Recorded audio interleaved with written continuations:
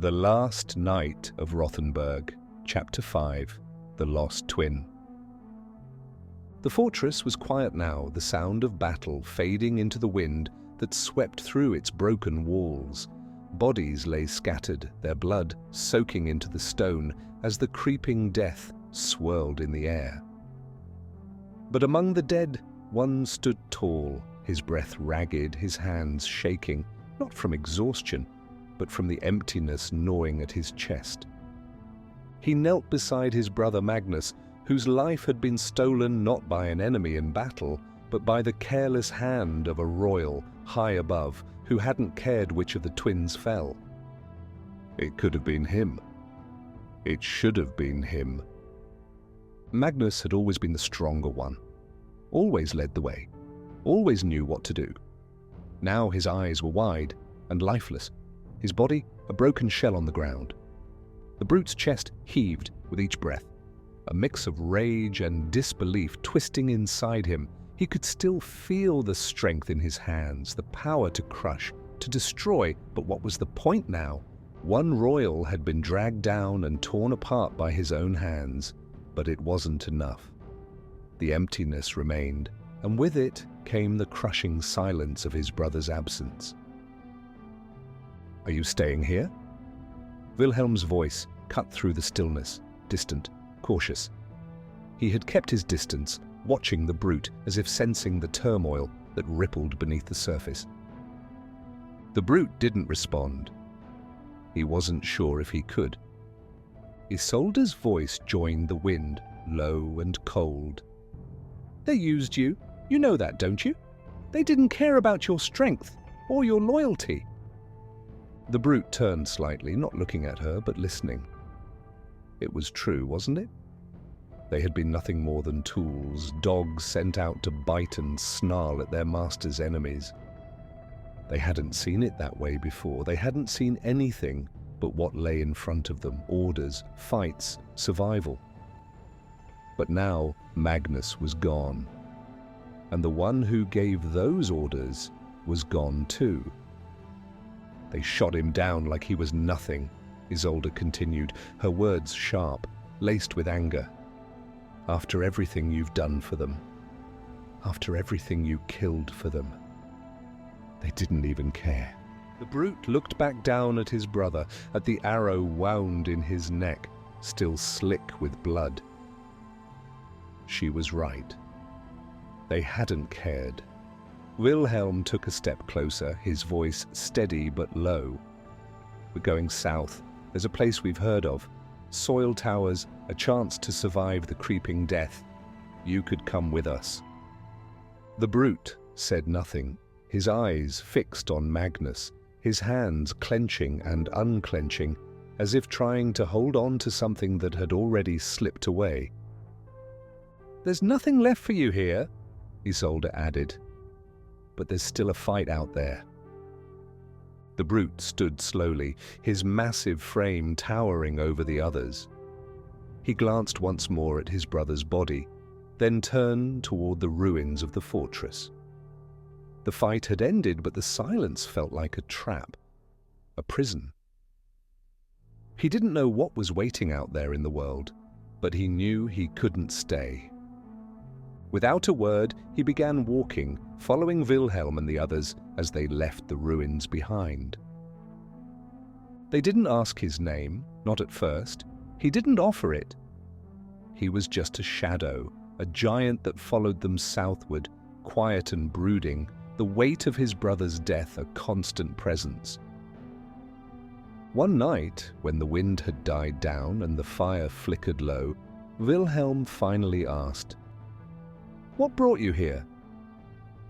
The brute stared into the fire for a long time before speaking. His voice was rough, deep, like stones grinding against each other. "We were found on the coast, northern Germany, a town called Rostock." Wilhelm listened, saying nothing. The brute spoke slowly, as if the memories were hard to pull to the surface. "We washed up after a shipwreck," the brute continued. "People said the ship was from Sweden. We were just kids. Couldn't have been more than 2 years old. They gave us new names, German names. He paused, his jaw tightening. They called me Conrad, my brother, Magnus. He didn't look up, the fire casting long shadows across his face. We grew up in the shipyards. We were always bigger than the other kids, stronger. People didn't know what to do with us, but the magistrate, he saw a use for us. The magistrate? Wilhelm asked. Conrad nodded. Heinrich Richter, corrupt bastard, but he had power. He took us in, gave us work, paid us well, fed us.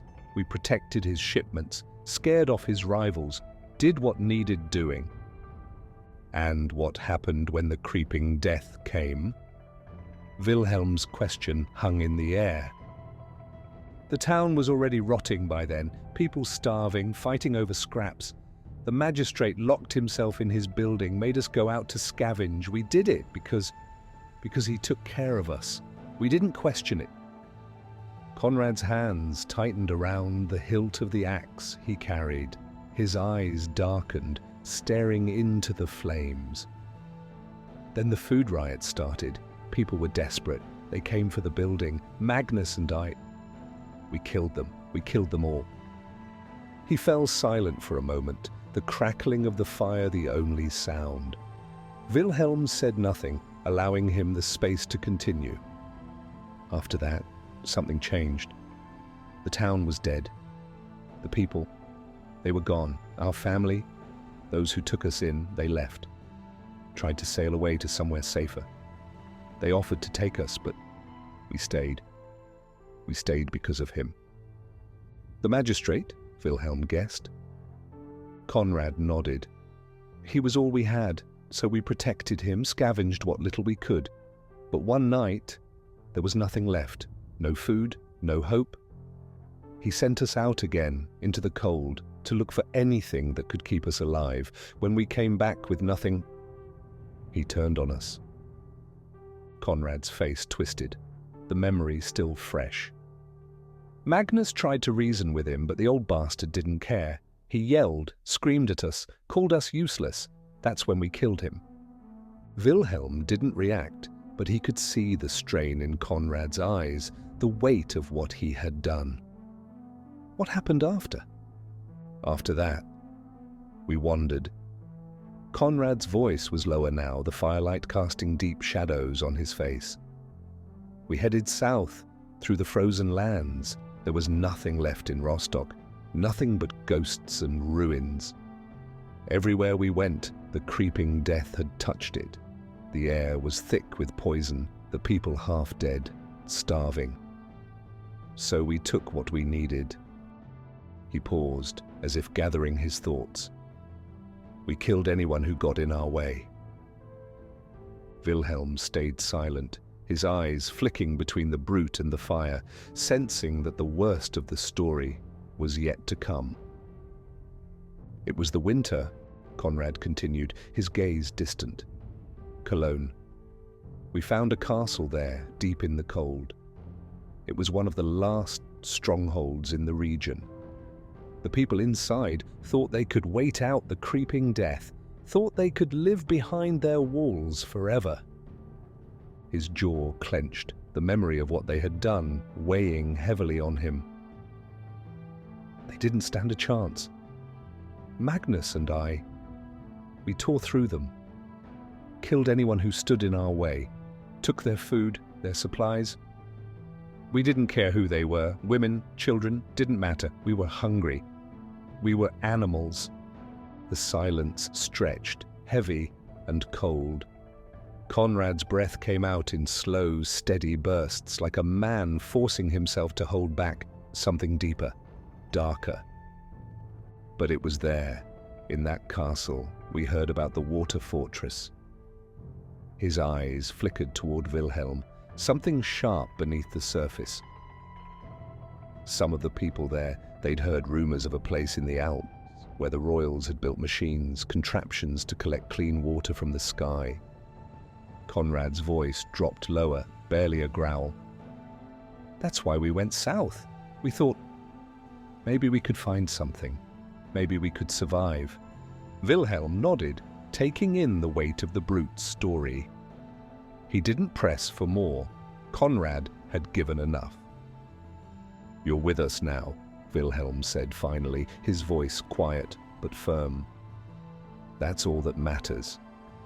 Conrad didn't respond, his gaze locked on the fire. He didn't know if that was true, didn't know if anything mattered anymore. But he kept walking, kept fighting, because that's all he knew how to do.